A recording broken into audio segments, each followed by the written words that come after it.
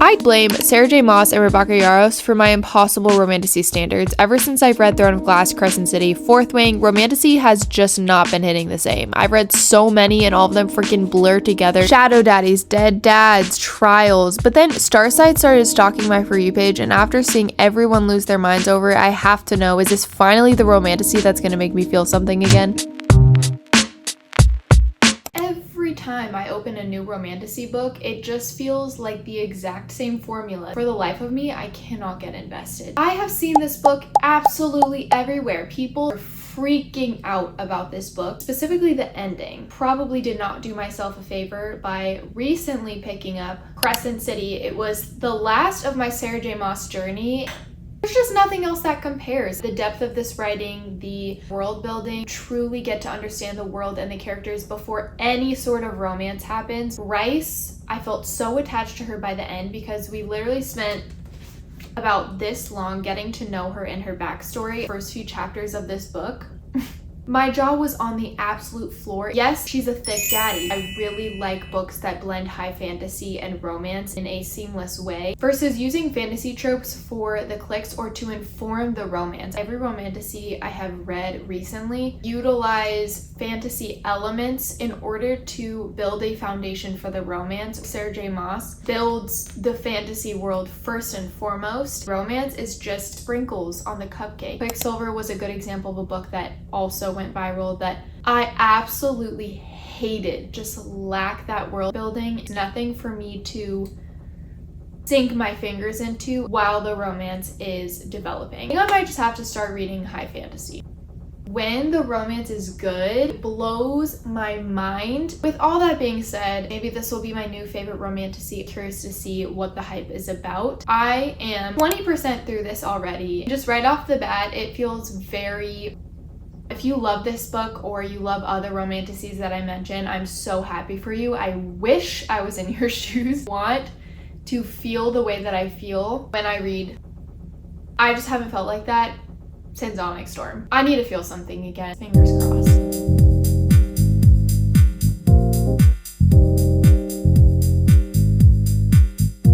I am reading on my Kindle because frankly I just didn't want to spend the $25 for a book that I probably won't like. If I am obsessed with it, I will purchase immediately, but for right now, the free copy on Libby is absolutely what we're gonna do.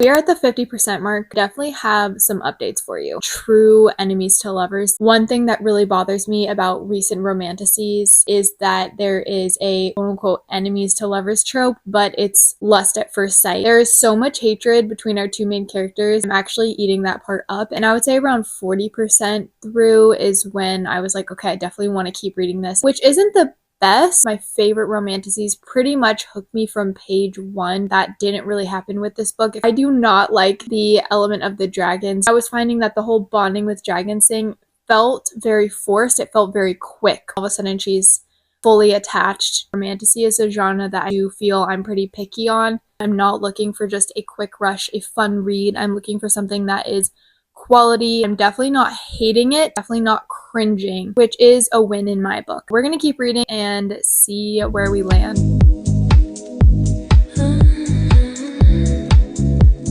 Okay, I am eye-rolling a little bit. The Shadow Daddy element of Raker. Xaden is the original Shadow Daddy. I just feel like nobody compares. Black ink on hands and arms thing is getting old. Swirling black ink on his fingers. Can we do red ink or yellow ink? It's been done and it was done well. We need to move on.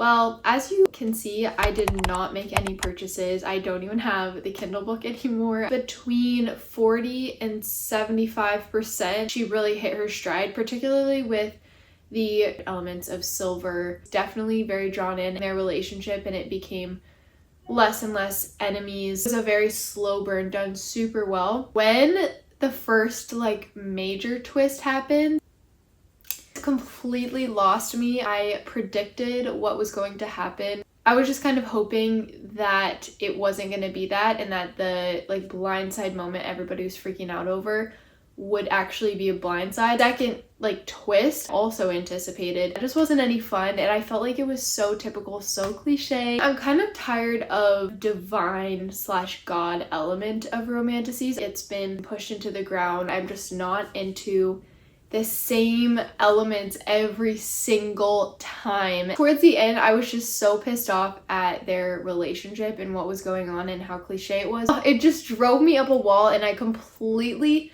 and totally lost interest. It wasn't pulling me in. I have already lost track of so many elements of that story. Like, I couldn't even tell you the plot, really. If you're gonna do divine slash gods, twist on the Greek gods, whatever it may be, it needs to be well thought out, clear, and descriptive. So many parts of that aspect of the story were just left out, and it was very, I'm gonna put this element of gods in it and see what happens. I feel like the silver element was somewhat well worked out, and it was interesting. Can you explain again where the demons come from, why all of the gods are fighting, and who's fighting? We named like the god of war, the god of something else. I literally can't even remember.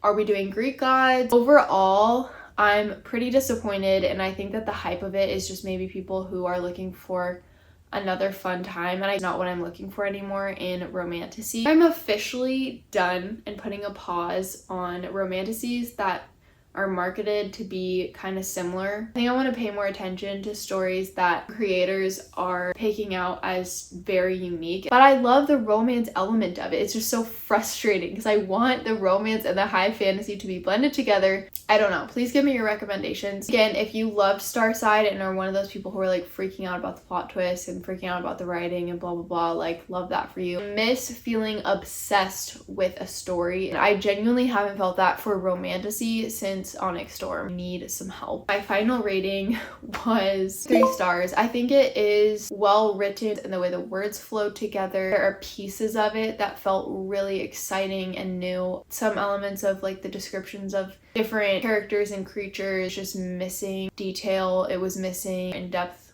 world building. I'm not trying to be overly negative. It's just my opinion. I was really hopeful. See you guys later. Bye.